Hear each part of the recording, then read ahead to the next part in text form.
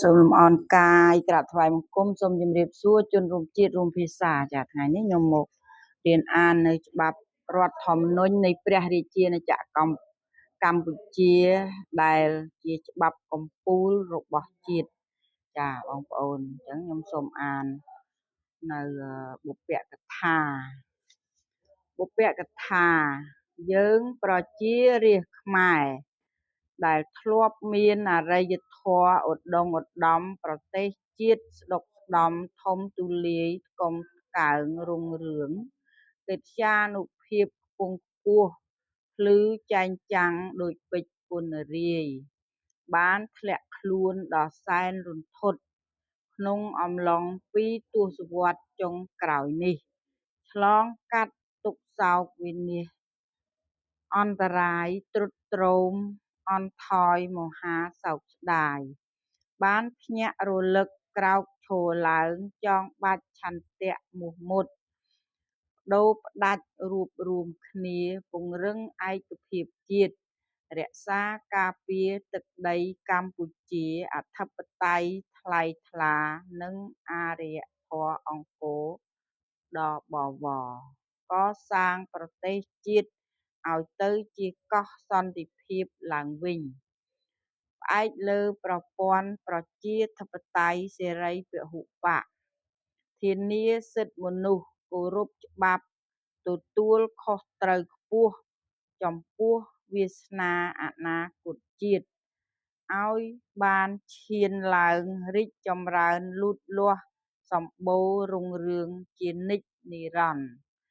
ក្នុងឆន្ទៈមោះមុតនេះយើងសរសេរចារឹកក្នុងរដ្ឋធម្មនុញ្ញនៃព្រះរាជាណាចក្រកម្ពុជាដូចតទៅ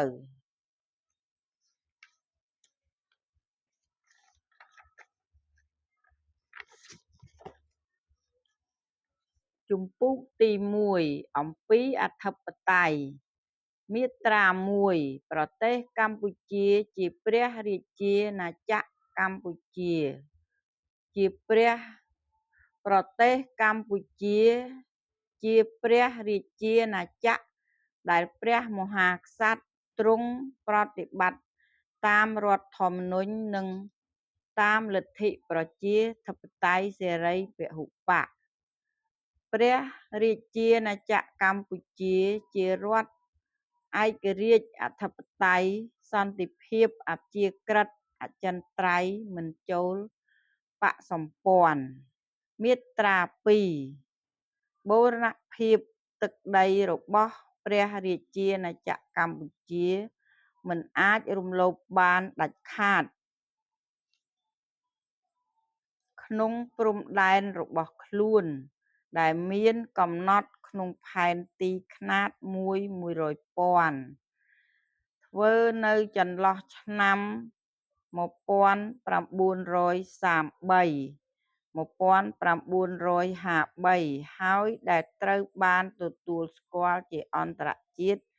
នៅចន្លោះឆ្នាំ1969មាត្រា3ព្រះរាជាណាចក្រកម្ពុជាជារដ្ឋដែលមិនអាចបំបែកបានចាថ្ងៃបន្ទាប់ខ្ញុំអានបន្តទៀតបងប្អូនវីដេអូនេះមានតែប៉ុណ្ណេះសិនចាបងប្អូនអរគុណ